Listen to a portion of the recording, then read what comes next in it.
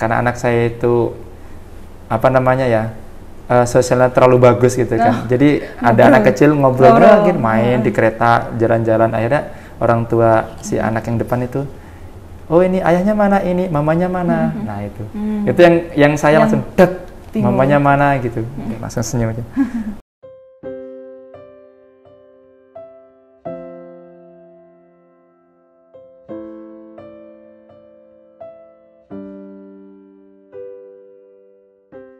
Ya baik, nama saya Bagus Subekti Nuswantoro, asalnya dari Madura, tapi keturunan Jawa. Saya tinggal di Jogja dari tahun 2009, kemudian saya menikah bertemu dengan istri itu di tahun 2015, bulan November, menikahnya bulan November 2015, kemudian Rafa lahir Oktober 2016. Pekerjaan saya ngajar sebagai dosen di salah satu perguruan tinggi swasta di Jogja di program studi hubungan internasional. Selain itu, kalau di weekend Sabtu sama Minggu saya biasanya ya bantu-bantu ngajar di salah satu pesantren, ngisi kegiatan. Kalau hobi saya olahraga sama seni, karena saya anak kaligrafi, jadi biasa hobi lukis-lukis seperti itu. Untuk Rafa sendiri sekarang usianya 6 tahun, TK, udah daftar SD, dia pilih sendiri, oke. Dan insya Allah tahun depan sudah masuk SD. Oke, Pak Bagus, ini kan kita mau tanya-tanya sedikit nih tentang beberapa hal. Salah satunya mungkin yang ingin saya tanyakan pertama adalah Pak Bagus sudah berapa lama ini menjadi single parent? Jadi single parent itu ditinggalkannya di tanggal 3 November 2022. Sekitar berapa ya? Mungkin 5 bulan, 6 bulan aja. 5 bulan lebih, oke. Berarti belum lama ya Pak ya? Baru belum ada 1 tahun seperti itu? Ya, belum lama. Mungkin boleh nggak ya diceritakan sedikit bagaimana sih pertemuan dengan istri awalnya, perkenalannya? Perkenalannya? Itu bisa dibilang saya nggak nyari, kayak datang sendiri. Oh, kayak datang sendiri. Ada yang ngenalin, terus saya ajak ketemu di kampus cuman 10 menit, akhirnya cuma saya tanya gimana, kata teman saya mau nggak, ya mau lah, masa nggak mau. Masa nggak mau, itu mah mbaknya mau nggak, ya insya Allah mau, ya sudah, akhirnya suruh yaudah kalau serius datang ketemu bapak, ketemu udah selesai. Wah, Masya Allah, berarti memang lancar ya, memang jodoh seperti itu. Bener-bener lancar banget, nggak ada apa-apa yang tak tahu, sama-sama mau, udah itu aja. Tadi dikenalkan teman ya? Teman dan satu kampus berarti? Satu kos tepatnya. Oh, satu kos. Oh, teman satu kos yang mengenalkan. Teman satu kosnya. Oke. Ada nggak sih Pak Bagus momen sebelum istri tiada itu momen quality time bersama anak juga as a family gitu, sebagai keluarga dengan istri juga? Justru itu, quality time-nya itu 1 tahun setelah operasi bulan Oktober tahun 2021. Operasi besar itu kan di sayat itu, kemudian kolostomi, itu full bed rest di rumah. Jadi lebih sering di rumah. Kalau dari kampus biasanya santai, kalau dari kampus pingin cepet-cepet pulang kalau udah selesai, kayak dari pondok pingin cepet-cepet pulang kalau udah selesai, karena kebutuhan segala macam kayak mau makan atau mau butuh sesuatu kan tetap kita. Dari Pak Bagus ya. Oke, berarti memang karena memang bed rest, jadi memang benar-benar menghabiskan waktu bersama istri ya, jadi memang quality time-nya setahun itu ya. Kemudian pasti ditinggalkan seorang istri itu sangat berat ya Pak Bagus ya. Di titik terendah Pak Bagus saat itu, sebetulnya apa yang menguatkan Pak Bagus saat itu? Di titik terendah, kalau berbicara titik terendahnya itu ya ketika di ICU. Ya detik-detik yang saya yakin ini pasti dipanggil, sudah pasti dipanggil. Apalagi dokter, Mas berdoa saja ya, nah, itu saya sudah yakin. Ya dari saat itu saya sudah ikhlas, untuk membangkitkan lagi saya nggak tahu gimana, cuman sampai kemudian dibawa ke pemakaman, anak dibawa sama ibu saya, ikut dalam pemakaman biar paham, biar mengerti gitu. Oh ini mama sudah dikubur, mama sudah meninggal, mama sudah insya Allah di surga, nah, seperti itu. itu saya habiskan semua di situ. Kalau misalkan nangis saya habiskan di situ. Setelah itu sudah langsung berusaha untuk bangkit gimana caranya. Oke. Berarti memang di saat masa kritis atau di ICU itu memang sudah dokter juga sudah memberi tanda gitu ya Pak ya, dan sudah, jadi Bapak sudah di situ sudah tahu dan sudah mulai menguatkan perasaan berarti seperti itu. Kalau boleh tahu tadi kan anak diajak untuk mengerti ya kalau memang ibu sudah tiada. Kalau boleh tahu anak di usia berapa saat itu? Anak usia 6 tahun. Usia 6 tahun berarti masih kecil ya Pak ya? Masih TK. Masih TK. Kemudian dari Bapak sendiri dan anak mungkin Bapak dan anak ini satu orang ya anak? Satu laki-laki. Itu bagaimana sih memproses rasa kehilangan, karena itu pasti ada kan ya Pak rasa kehilangan itu? Ya gimana kemudian akhirnya membiasakan diri istri tiada dari awal tuh pasti ada berbeda kan ya Pak? Ya, sebenarnya kita itu secara tidak langsung sudah diajarkan untuk mandiri dari semasa sakit itu kan. Sebenarnya kronologi sakitnya itu sudah 2 tahun, dan ini yang 1 tahun terakhir itu saya sama anak itu ya sudah. Berdua itu sama seperti kayak Rafa mau maam ya ma, langsung ke dapur lihat lauk ada lauk apa gitu kan, ma ada lauk tempe, ada sop, ada sambal, ada ini, ada tahu, mau apa? Ya udah tahu sama sambal sama sopnya sedikit, ya sudah diambilin sama anak.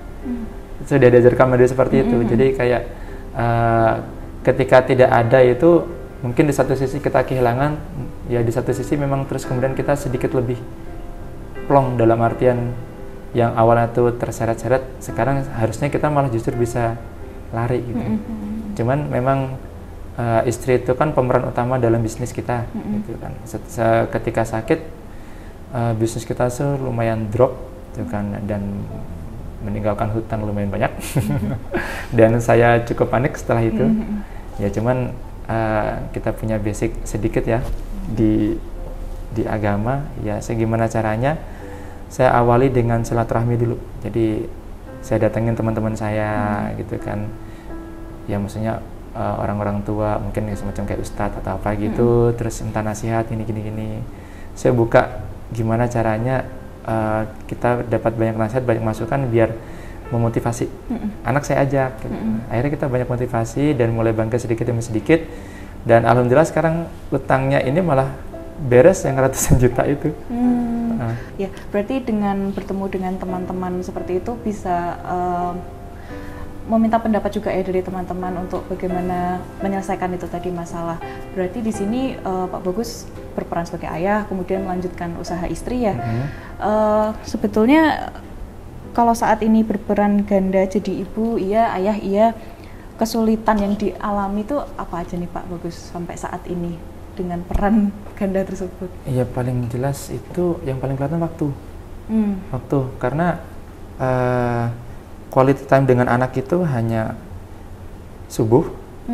Subuh itu saya bawa ke masjid bareng, bangunin terus sampai pagi.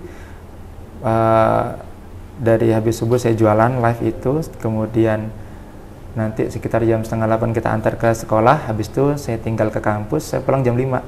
Udah, jadi pagi sampai jam 5 kita nggak ketemu sama anak. Dan anak saya tuh main kemana-mana itu saya juga nggak tahu. Itu aja, jadi tidak ada yang benar-benar. Kalau dulu kan mau kemana, ada yang nyari, ada yang merhatiin. Kalau sekarang paling saya dapat laporan, mas, anaknya tuh mas ada di samping sawah, mas ada di sini gitu. Gitu, sampai saya ditegur sama bapak mertua sama mertua saya gitu. Ya ditegur, cuman saya tanggapin humor aja gitu. Ya oleh anaknya itu diperhatiin gitu loh, sampai kemana-mana, nanti dikiranya nggak keurus. Ya nggak apa-apa, biar sekalian tahu kalau nggak ada yang ngurus.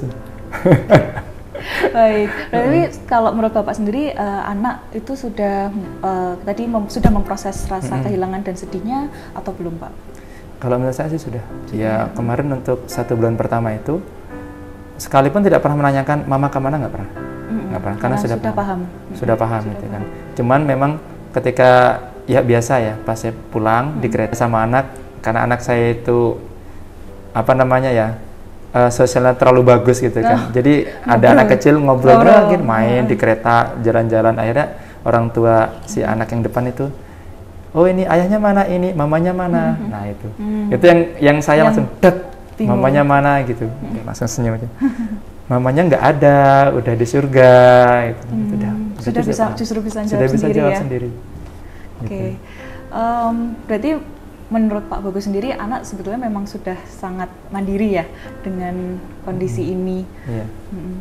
Berarti mungkin kalau dari anak sendiri, apakah pernah nggak sih Pak protes? Mungkin karena tadi Bapak quality time-nya waktu subuh dan waktu pulang, itu ada nggak sih protes?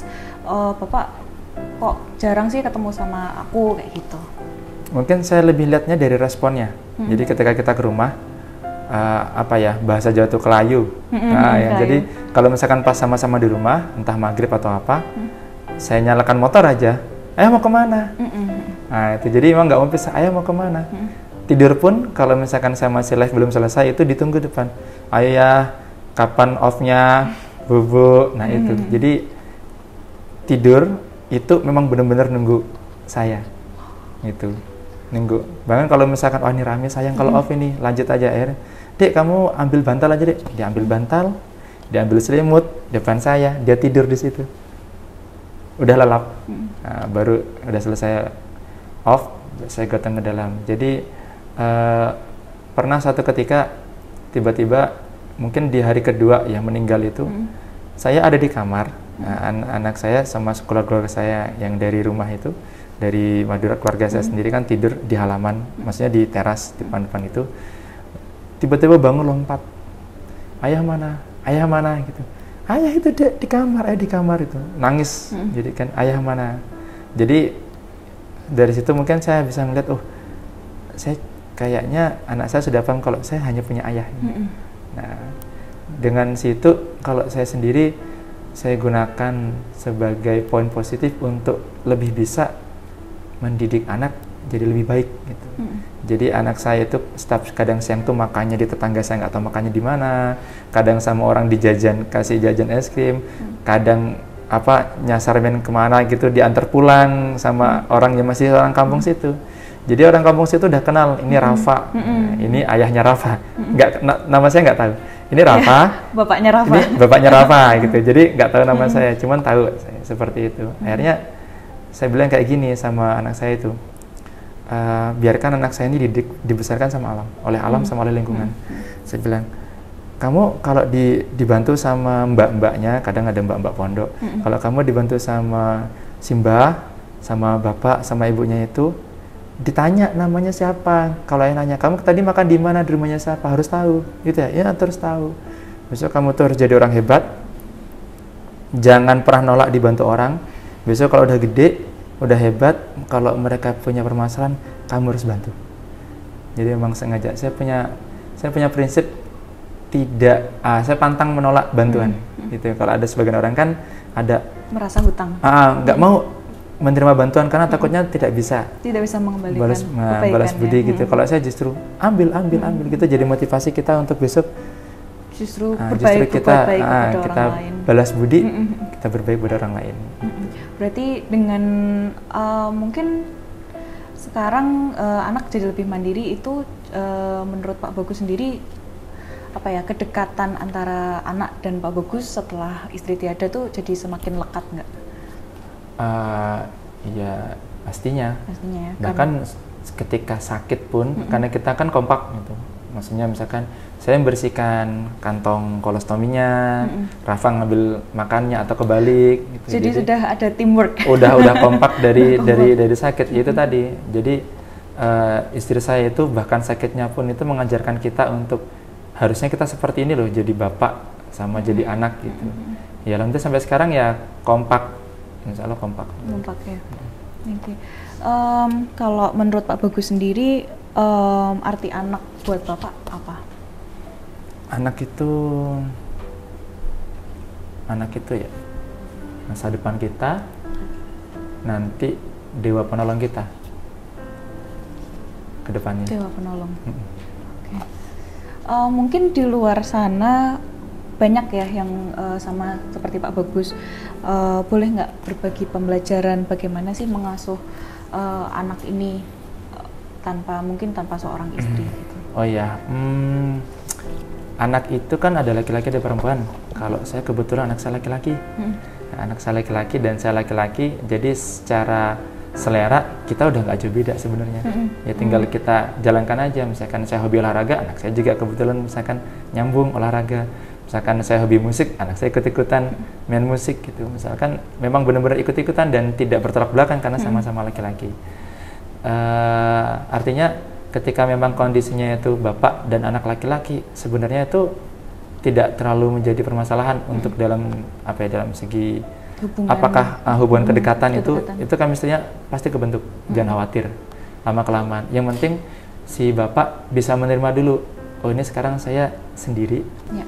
Tadi Pak Bagus menceritakan kalau anak sekarang anak memang sudah terbiasa mandiri, misal ketemu Pak Bagus pagi dan malam, kemudian siang kadang misal kemana kayak gitu ya, dibantu oleh orang-orang sekitar juga.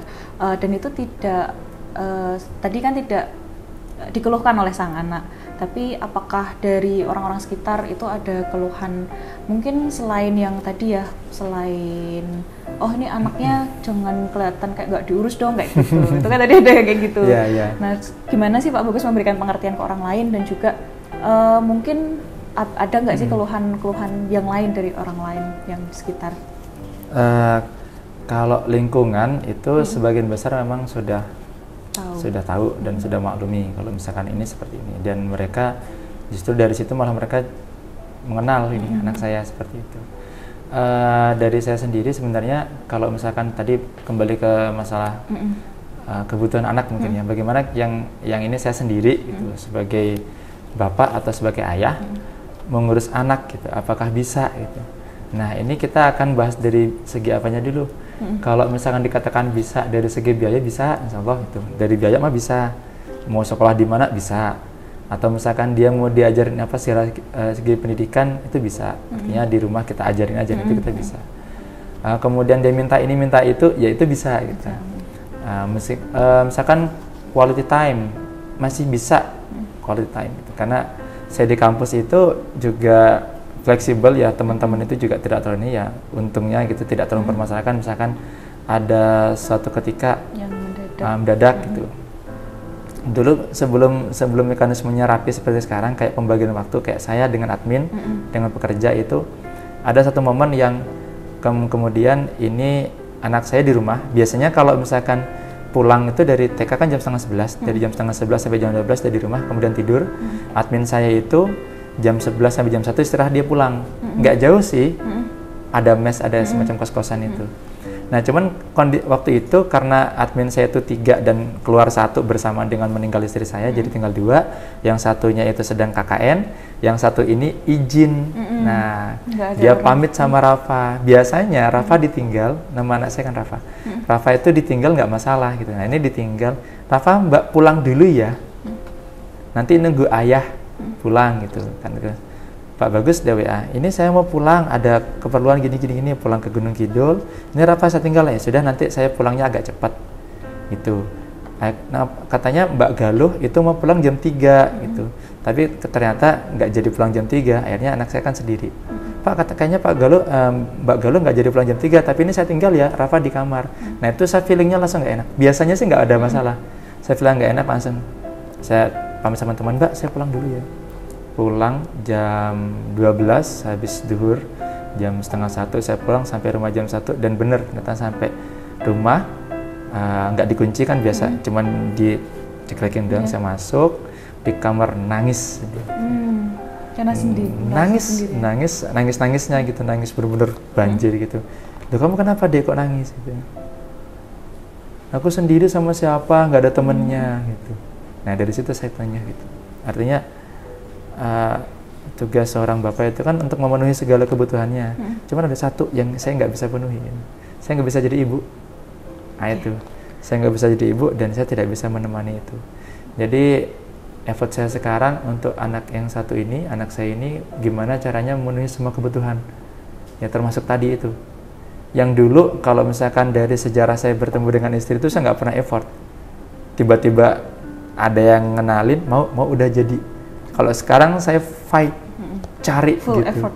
Bener effort cari sampai ketemu, udah nggak kehitung berapa, 10 lebih gitu ya, dari yang saya hubungin langsung atau dikenalin sama ini. Ada yang mulai komunikasi, ada juga yang tidak gitu kan. Tapi yang saya pahami dan saya tidak pernah maksa, ketika kemudian ada yang ingin kenalan, yang saya kirimkan pertama foto saya dengan Rafa dulu. Nah, itu rata-rata sudah langsung angkat tangan. Oh sudah ada. Oh ternyata seperti, meskipun kalau di KTP kan saya kan cerai mati ya. Cerai mati. Jadi ditinggal, bukan cerai yang bermasalah gitu. Nah, itu yang kemudian dari saya sendiri, tetap kebutuhan anak harus kita penuhi. Satu itu yang belum kita penuhi, dan sampai sekarang pun terus effort. Artinya semuanya yang sudah kita sediakan. Saya kembali seperti awal lagi, sendiri. Seperti dulu gimana saya menyediakan tempat tinggal. Ini udah ada tempat tinggal, udah ada anak saya itu mudah loh gitu. Diajari cepet gitu loh kan. Anak saya itu bukan anak yang rewel, enggak. Anak saya itu apa ya bahasanya, nggak gampang rewel, gampang akrab gitu kan. Nah cuman biar bagaimanapun tetap selamanya bapak tidak bisa jadi ibu. Itu mungkin PR-nya sampai sekarang yang harus dicari. Oke, berarti kalau Pak Bagus sendiri memang tetap dengan prinsip bahwa bapak tidak bisa menjadi ibu, tapi kebutuhan selain memang mungkin tadi kasih sayang, mungkin kalau yang saya tangkap adalah yang belum adalah kasih sayang dari ibu atau perhatian dari ibu, tapi yang lain Pak Bagus sudah berusaha semaksimal mungkin untuk memenuhi ya. Tapi memang peran ibu itu pasti tetap diperlukan seperti itu. Betul. Oke, kalau ada nggak sih Pak yang ingin disampaikan ke Rafa? Mungkin apapun sih, pesan apapun untuk Rafa. Iya ya, Rafa. Ya, Rafa harus jadi anak pinter. Tuh, Rafa harus harus kuat, harus peduli dengan lingkungan. Jangan terlalu terlena dengan kekurangan diri sendiri. Kita harus melihat sekitar kita yang lebih menderita atau bebannya lebih tinggi, cobaannya lebih besar atau lebih banyak. Jadi tolong lihat ke bawah gitu. Gimana pun kondisi kita tetap harus berbagi. Kita harus tetap banyak membantu orang. Seperti dulu ketika masih ada mama, kita banyak bantu orang, ya alhamdulillah, bantu ini bantu itu. Dan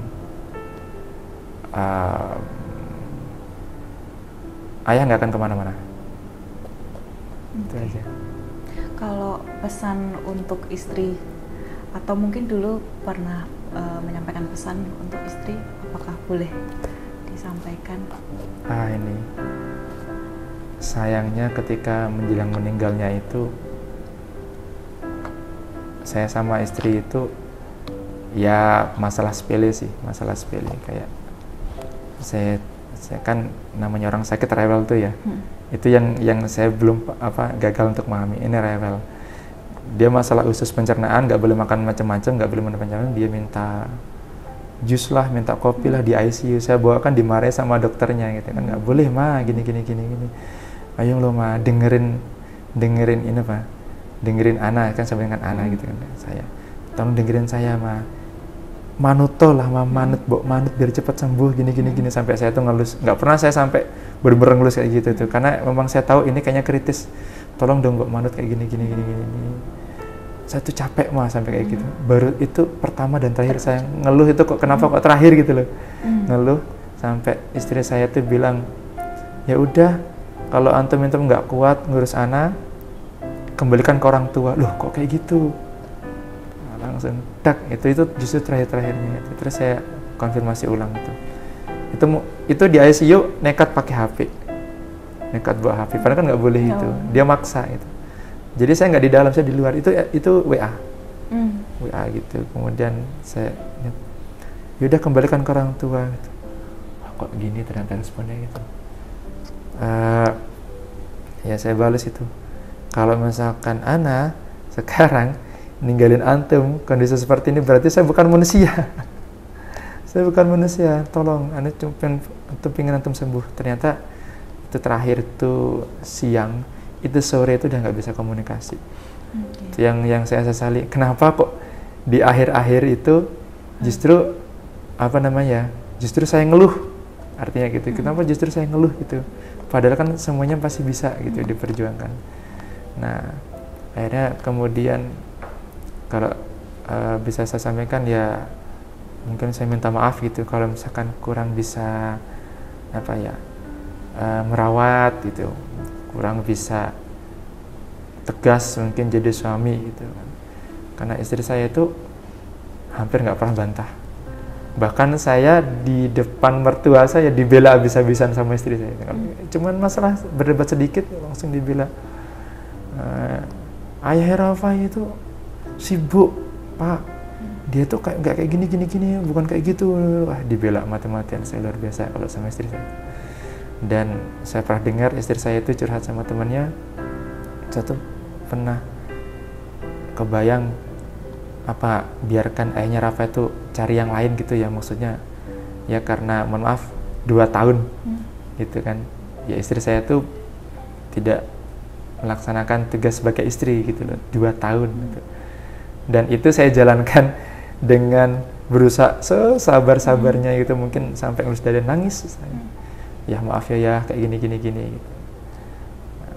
Ada satu lagi lucunya tuh kayak ketika saya bilang tadi itu kita harus cari pengganti ini secepatnya, itu saya sharing sama teman-teman tuh, terus ada yang nyeletuk, baru 2 bulan meninggal sudah nyari aja gitu. Terus saya nangkap tuh, terus kamu anggap maksudnya saya ngelupakan istri saya? Nggak mungkin saya ngelupakan. Gimana saya bisa lupa sama orang yang belain jualan sampai malam kayak gitu kan, kita berjuang bareng dari nol, kita ngontrak sampai alhamdulillah sekarang udah punya rumah sendiri, punya kendaraan apa segala macam gitu kan, bisa beli ini bisa beli itu. Gimana saya bisa lupa sama yang waktu itu ulang tahun ke-30 itu, kayaknya Lala juga ada deh sama teman-temannya itu. Istri saya itu kan orangnya melo ya, melo itu ya gampang terharu gitu kan. Dia bawa nih ya, langsung nangis gitu. Ya Allah ya, udah kepala 3 ya, udah umur 30 tahun. Sing sehat ya, gitu ya.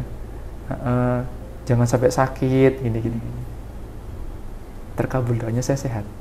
Istri saya nggak ada. Gitu. Gak mungkin saya bisa melupakan seperti itu. Terus cinta nggak sama istri? Oh sekarang saya tambah cinta. Ketika meninggal saya semakin cinta. Dalam artian saya punya prinsip bahwa hubungan itu bukan sehidup semati. Ya, mungkin ngutip dari perkataan itu kan, hubungan itu sehidup sesurga. Sampai sekarang setiap hari minimal sekali atau mungkin setiap di ibadah saya itu, sholat itu selalu saya sebut istri saya itu orang yang paling patuh sama suami.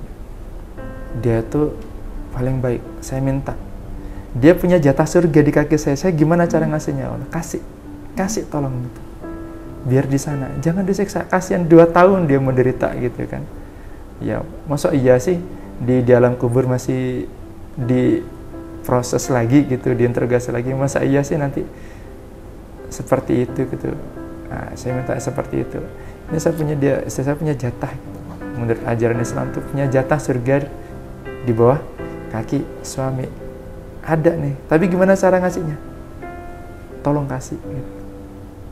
Udah, saya maafkan semua kesalahannya. Dia orang yang sangat baik sekali, dan saya nggak rela kalau misalkan dia di sana masih dapat siksaan lah, dapat adab lah, benar-benar saya nggak rela. Makanya sampai sekarang itu ya alhamdulillah terus biar besok, nah ya harapannya ya gimana mungkin kita ketemu di sana. Amin. Itu aja. Oke. Mungkin ya semoga memang Pak Bagus dan juga istri bisa bertemu kembali sesuai yang diinginkan juga oleh Pak Bagus di sana, di surga ya. Memang pesan terakhir untuk istri adalah mungkin penyesalan yang terkait yang tadi ya Pak ya, dan juga justru makin cinta gitu ya setelah memang sudah tiada seperti itu. Semoga memang itu menjadi apa ya Pak, jalan untuk bertemu kembali dengan istri di surga nanti. Mungkin kalau dari saya pertanyaannya itu saja Pak. Oh iya, terima kasih. Terima kasih atas waktunya di sama-sama. hari ini. Semoga Rafa juga sehat selalu. Amin. Terima kasih. Ya.